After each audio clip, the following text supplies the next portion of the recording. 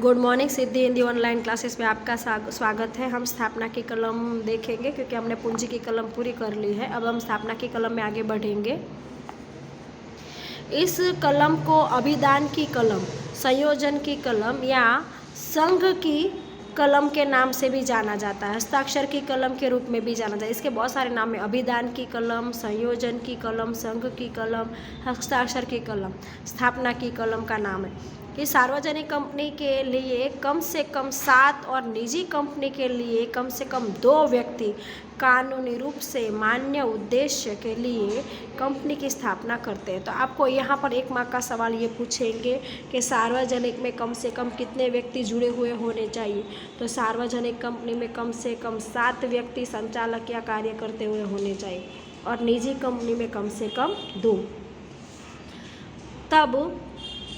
तब उन्हें इसमें हस्ताक्षर करने होते हैं। तो करने पड़ते भाई। स्थापना की कलम है तो सार्वजनिक कंपनी में कम से कम 7 के हस्ताक्षर चाहिए और निजी कंपनी में कम से कम 2 व्यक्ति के हस्ताक्षर करने पड़ते। जब तक व्यक्ति के द्वारा स्थापना की जाए तो उसे एक व्यक्ति के द्वारा स्थापना की जाए उसे एकांकी पेढ़ी के रूप में जाना जाता है, एकांकी कंपनी के रूप में जाना जाता है। कंपनी के सदस्य कंपनी की स्थापना करना चाहते हैं और उसके नाम के सामने जितने शेयर दर्शाए गए हैं उन्हें खरीदने की स्वीकृति दी है, ऐसा सूचित करके हस्ताक्षर करते हैं। हस्ताक्षर करने वाले सदस्यों का नाम, पता, व्यवसाय का विवरण दर्शाया जाता है। ऐसे व्यक्तियों ने साक्षी की उपस्थिति में हस्ताक्षर किए हैं, ऐसा दर्शाया जाता है। ऐसे सदस्य हस्ताक्षर करने वाले सदस्यों के रूप में जाने जाते हैं। स्थापना की कलम का मतलब ये हुआ कि जब कंपनी की स्थापना की जाती है, कितने व्यक्ति कंपनी के अंदर जुड़े हुए हैं। तो आपकी सार्वजनिक कंपनी है तो उसमें कम से कम 7 व्यक्ति के हस्ताक्षर किए गए हैं डॉक्यूमेंट के अंदर। निजी कंपनी है तो कम से कम 2 व्यक्ति ने हस्ताक्षर किए हैं और एकांकी पेढ़ी है तो 1 व्यक्ति ने हस्ताक्षर करके डॉक्यूमेंट पूरे बनाए हैं और कंपनी की स्थापना की गई है। उसके बाद कंपनी के अंदर जुड़े हुए सभी सदस्य, जिन लोगों ने कंपनी के शेयर खरीदे हुए हैं, वो सभी सदस्यों ने शेयर खरीदने के लिए कंपनी के अंदर जो भी कंपनी के कागजात हैं उन सब में फॉर्म भरकर उसमें अपने हस्ताक्षर दर्शाए हुए हैं और उनके हस्ताक्षर की एक कॉपी कंपनी के पास पड़ी है। तो जो कंपनी के शेयर खरीदने वाले सदस्य हैं उन सभी सदस्यों ने कंपनी के अंदर हस्ताक्षर किए हैं और वो कागजात कंपनी के ऑफिस में होने चाहिए। उसे स्थापना की कलम कहते हैं। उसमें कंपनी सब दर्शा देती है कि देखो हमारे कंपनी के इतने लोगों ने हमारे शेयर खरीदे, ये उनके हस्ताक्षर, इतने लोग व्यवसाय का कंपनी का संचालन कर रहे हैं, इतने लोग निजी कंपनी के अंदर जुड़े हुए हैं, वो सब इसके अंदर दर्शाया जाता है। तो हमने 6 कलम देखी। 1 नामा की कलम, दूसरी रजिस्टर ऑफिस की कलम, तीसरी ध्येय और उद्देश्य की कलम, चौथी हमने देखा दायित्व की कलम, 5वीं हमने पूंजी की कलम देखी और 6ठा हमने स्थापना की कलम देखी। अब हम आवेदन पत्र में परिवर्तन, तो अब इन सभी कलम में अगर परिवर्तन करना है तो किस तरह से परिवर्तन करना है उसके बारे में हम आगे देखेंगे। तो आवेदन पत्र की कलम में महत्वपूर्ण कि 6 कलम बना लिए आपने, कागजात बना लिए, फिर कभी ऐसा समय आ गया आपको उसके अंदर चेंज करना पड़े, नाम बदलना हो या कुछ भी, 6 में से कोई भी कलम में परिवर्तन लाना हो तो किस तरह से परिवर्तन लाएंगे, क्या उसमें चेंज करेंगे। उसके लिए आवेदन पत्र कंपनी की महत्वपूर्ण बुनियादी संवैधानिक दस्तावेज है जिसमें सरलता से परिवर्तन नहीं होता है। आवश्यकता के अनुसार आवेदन पत्र में कंपनी कानून के प्रावधान का पालन करके मर्यादित प्रमाण में परिवर्तन किया जाता है। नामा की कलम में परिवर्तन, कंपनी के नाम की कलम में परिवर्तन करने के लिए विशेष प्रस्ताव पारित करना पड़ता है और केंद्र सरकार की लिखित सहमति प्राप्त करनी पड़ती है। तो परिवर्तन करने के लिए सबसे पहला काम है कि आपको एक कागजात और डॉक्यूमेंट बनाकर उसमें हस्ताक्षर सभी संचालकों के करके वो प्रस्ताव पारित करना पड़ेगा और दूसरा केंद्र सरकार की सहमति लेनी पड़ेगी, लिखित में सहमति लेनी पड़ेगी केंद्र सरकार की। तो केंद्र सरकार की अनुमति यहाँ पर आपको लेनी पड़ेगी। नाम की कलम में परिवर्तन, कंपनी के नाम की कलम में परिवर्तन करने के लिए विशेष प्रस्ताव पारित करना पड़ता है, केंद्र सरकार की लिखित सहमति प्राप्त करनी पड़ती है। केंद्र सरकार की स्वीकृति मिलने के 15 दिन, तो केंद्र सरकार को पूछना पड़ेगा, केंद्र सरकार लिखित में कागजात में सहमति करके अपना एक दस्तावेज कागज़ में साइन करके देंगे। फिर वो साइन करके जो कागज़ केंद्र सरकार ने दिया उसके 15 दिन के अंदर रजिस्टर ऑफिस में लेकर जाना पड़ेगा वो कागज़।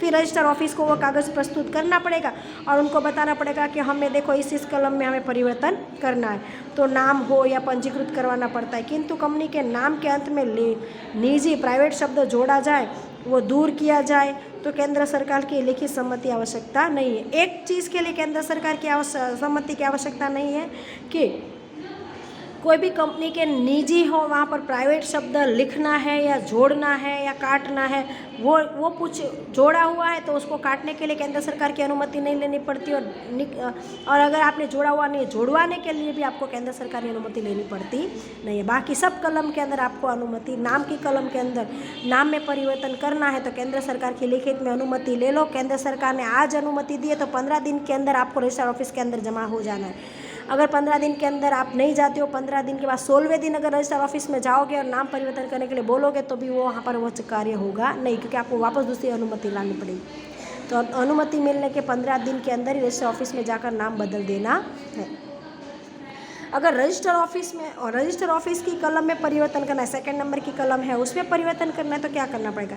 एक ही शहर में रजिस्टर ऑफिस में परिवर्तन, रजिस्टर ऑफिस की एक संस्था से दूसरे स्थान पर परिवर्तन किया जाए तब तो कंपनी प्रस्ताव पारित करके ऐसा परिवर्तन कर सकती है। कंपनी के नए पते की जानकारी रजिस्ट्रार को 15 दिन में देनी, तो कंपनी को सभी संचालकों की प्रस्ताव मीटिंग करेंगे, संचालकों को प्रस्ताव पारित किया जाएगा, उनको पूछा जाएगा, सभी संचालकों की हस्ताक्षर मिलेगी, फिर वो कागजात ले जाकर रजिस्टर ऑफिस के समक्ष जाएंगे, रजिस्टर ऑफिस देखेगी और फिर 15 दिन के अंदर वो परिवर्तन कर देगी।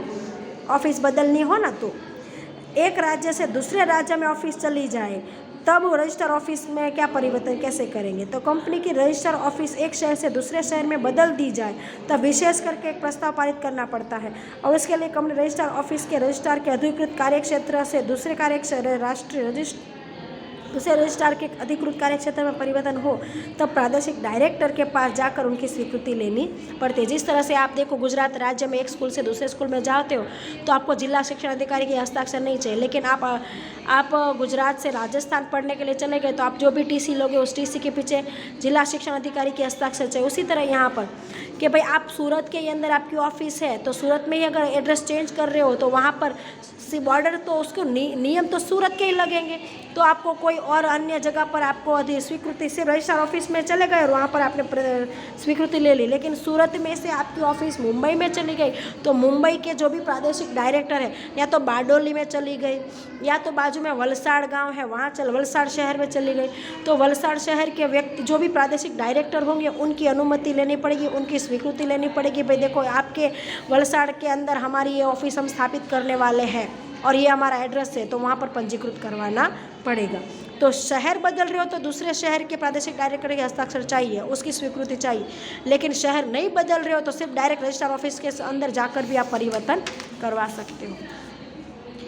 एक राज्य में से दूसरे राज्य में रजिस्टर ऑफिस का परिवर्तन, अब ये शहर में हुआ, ये राज्य में हुआ। कंपनी गुजरात राज्य में से राजस्थान या महाराष्ट्र राज्य में जा रहे हैं, इस प्रकार के परिवर्तन के लिए केंद्र सरकार की अनुमति चाहिए।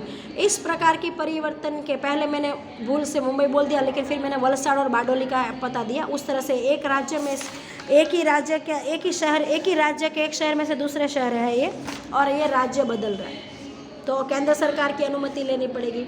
इस प्रकार के परिवर्तन के लिए लेनदार, डिबेंचर धारक और अन्य संबंधित पक्षकारों की एक मीटिंग करनी पड़ेगी और मीटिंग में उनको पूछना पड़ेगा। अगर उनका विरोध होगा तो ये परिवर्तन कर सकेंगे नहीं, लेकिन उनकी अनुमति मिलेगी तो परिवर्तन होगा।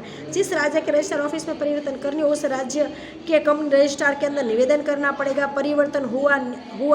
परिवर्तन करने के बाद उसका न्यायी पंजीकरण, उसका एक दस्तावेज बनाकर उसको पंजीकृत करवाना पड़ेगा, प्रमाण पत्र प्राप्त करना पड़ेगा, केंद्र सरकार की तरफ से स्वीकृति प्राप्त करनी पड़ेगी, उसकी नकल मिलने की 30 तारीख के अंदर ये सब चीज़ें करके रजिस्टर ऑफिस को देनी है। तो रजिस्टर ऑफिस जो भी फीस आवश्यक मांगेंगे वो फीस भरनी पड़ेगी, तब आपका पंजीयन हो जाएगा और इस तरह से नाम बदल सकते हैं। आज यहाँ तक हम रहने देते हैं।